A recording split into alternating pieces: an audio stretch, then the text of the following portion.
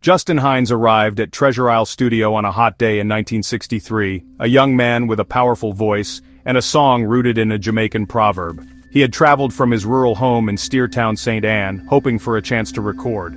The producer, the legendary Arthur Duke Reed, was known for his discerning ear and honestly his intimidating presence. Hinds, accompanied by his harmony singers the Dominoes, stood before Reed and performed his composition, Carry Go Bring Come.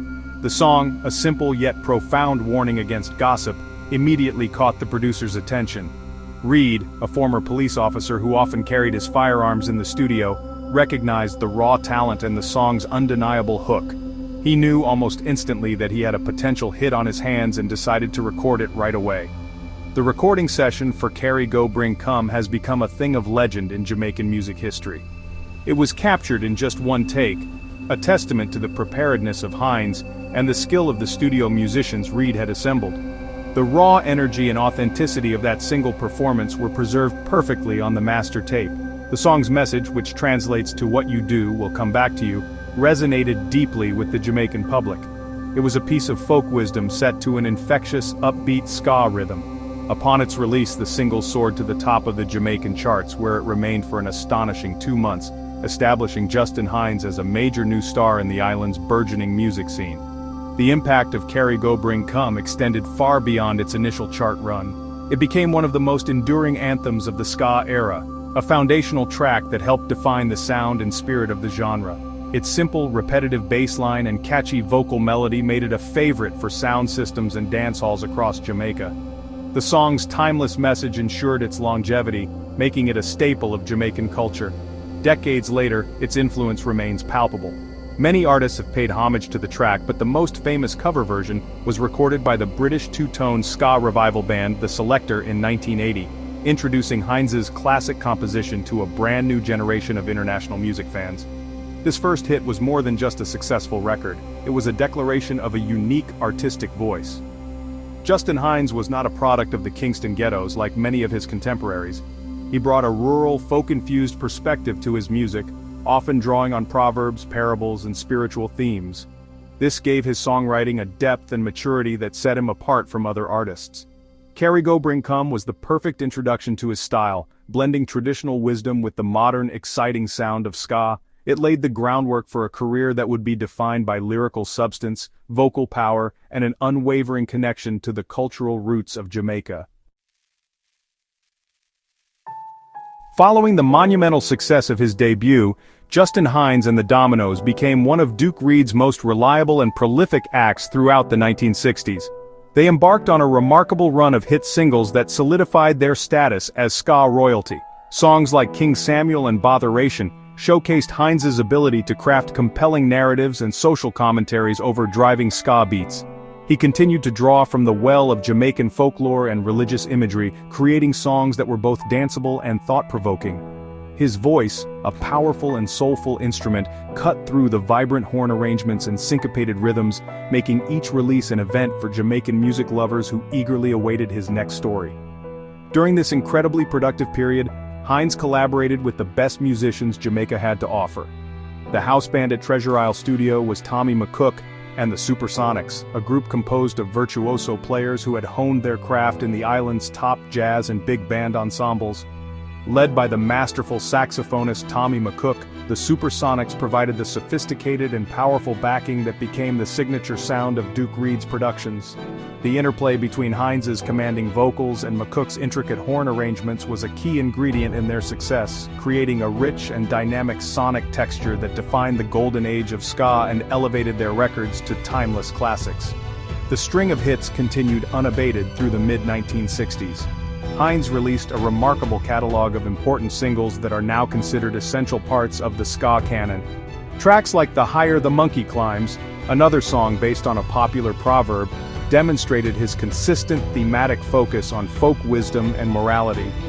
Other key releases from this era include Rub Up, Push Up, and Here I Stand, each one a perfectly crafted piece of music that captured the energy and optimism of post-independence Jamaica. These songs were not just dance tunes, they were cultural artifacts reflecting the language, concerns, and philosophies of the Jamaican people during a transformative period in their history.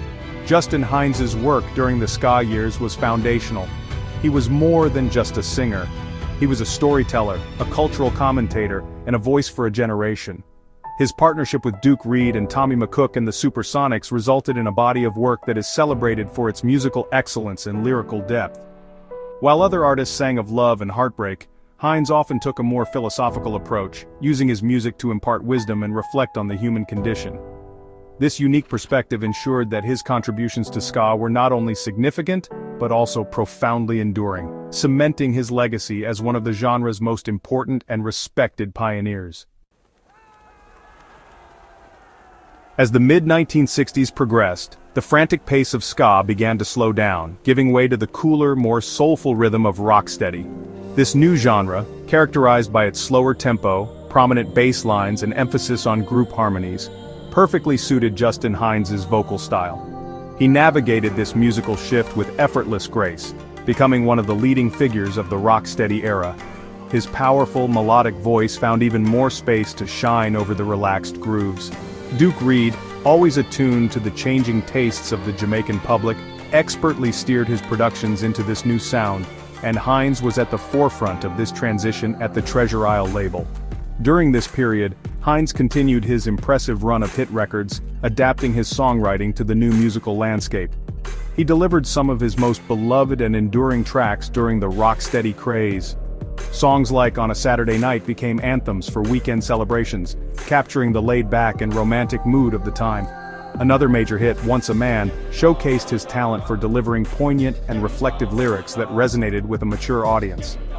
These songs were staples on Jamaican radio and in dance halls, proving that Hinds' appeal was not tied to a single genre. He was a versatile artist who could thrive no matter which way the musical winds blew. His catalog from this time is rich with rocksteady classics that have stood the test of time. Tracks such as Save a Bread and You Should Have Known Better further demonstrated his knack for combining social commentary with irresistible melodies. The slower tempo of rocksteady allowed the lyrical content to come to the forefront, and Hinds took full advantage of this, crafting detailed stories and moral tales. Working closely with the Dominoes, his harmony singers, he created a rich layered vocal sound that became a hallmark of his rocksteady recordings. The synergy between his lead vocals and their backing harmonies was a key element of the era's sound. Despite his continued success, by the late 1960s, Hinds decided it was time to part ways with Duke Reed as his primary producer. The reasons for the split were professional, not personal, likely stemming from financial disagreements or a desire for more creative control, which were common issues for artists at the time. However, their relationship did not end in animosity. Justin Hinds maintained a deep respect and personal connection with his former producer. In fact, he remained a loyal friend to Reed, and was reportedly one of the few people who regularly visited the producer in the hospital during his final illness, a testament to the strong personal bond that had formed between them. The legacy of Justin Hinds extends beyond his own impressive discography. It also lives on through the music of his family. His profound influence is most clearly seen in the career of his younger cousin Horace Andy. Growing up, Horace Andy, born Horace Hinds, looked up to his famous relative and was deeply inspired by his success and artistic integrity. He witnessed firsthand how Justin had used his unique voice and songwriting talents to become a national star. This close family connection provided Horace with a direct role model and a pathway into the competitive world of Jamaican music, motivating him to pursue his own career as a recording artist. Horace Andy absorbed many lessons from his cousin, but he forged his own distinct musical identity. He developed one of the most unique and recognizable voices in reggae history, a haunting, vibrato-laden falsetto that stood in stark contrast to Justin's powerful, full-throated delivery. While Justin was a master of ska and rocksteady, Horace Andy became a quintessential roots reggae musician. His style was perfectly suited to the more meditative, spiritual and politically charged music that emerged in the 1970s. He became famous for classic songs like Skylarking and his work with the legendary producer Clement Coxon Dodd at Studio One. The connection between the two cousins highlights a beautiful continuity in Jamaican music.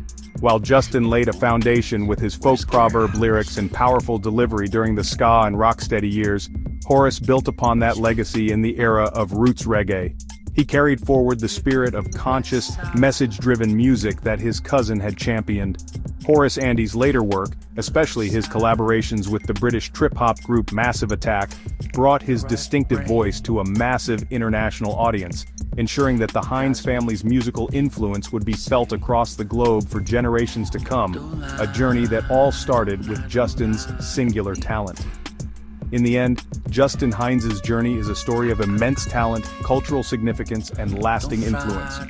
From the single-take magic of Carry Go Bring come to his mastery of the rocksteady rhythm, he remained a voice of the people, translating timeless folk wisdom into unforgettable music. His career not only defined the sound of an era but also inspired the next generation, most notably his cousin Horace Andy, who took the family's musical torch and carried it into new and exciting territory. Justin Hinds stands as a true pillar of Jamaican music, a humble genius whose songs continue to resonate with power and grace.